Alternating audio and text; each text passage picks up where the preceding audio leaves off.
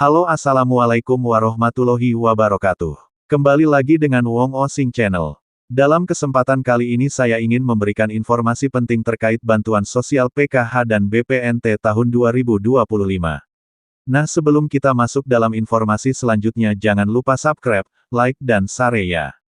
Nah, tanpa berlama-lama langsung saja kita simak informasi selengkapnya. Penyaluran Bansos PKH tahap 2 2025 sudah dilakukan pemerintah secara bertahap mulai akhir Mei.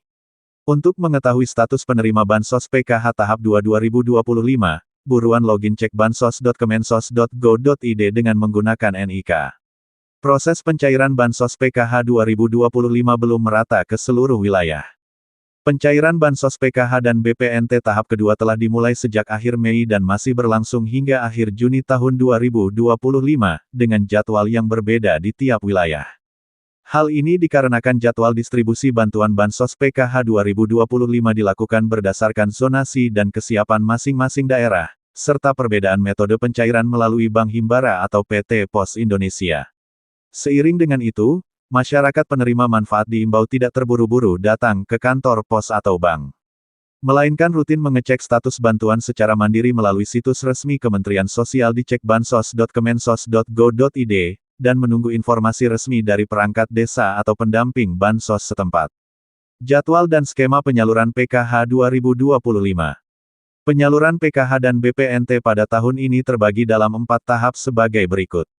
Tahap 1, Januari, Maret tahun 2025 sudah disalurkan.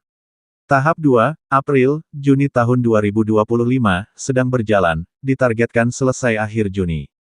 Tahap 3, Juli, September tahun 2025.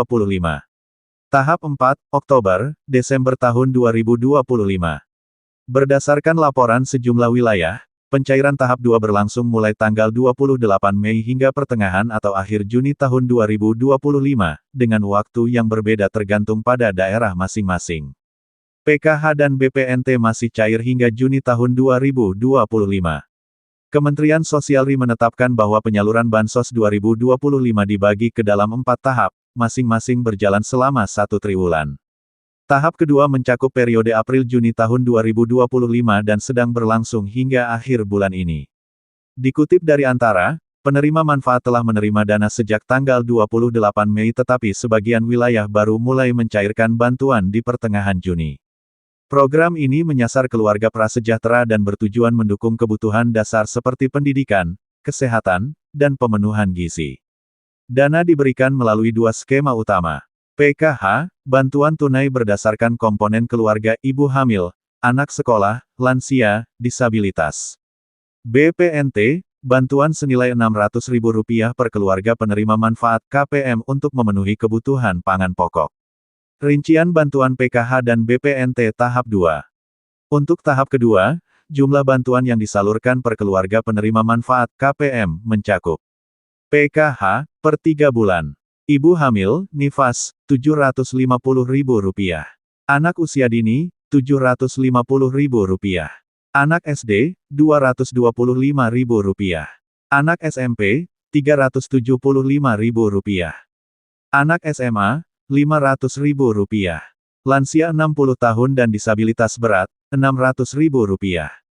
BPNT, Rp600.000 per KPM untuk periode April-Juni.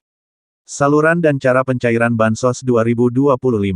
Penyaluran bantuan dilakukan melalui 2 jalur. Bank Himbara, BRI, BNI, Mandiri, BTN, menggunakan Kartu Keluarga Sejahtera KKS. PT Pos Indonesia, bagi wilayah yang tidak memiliki akses layanan bank.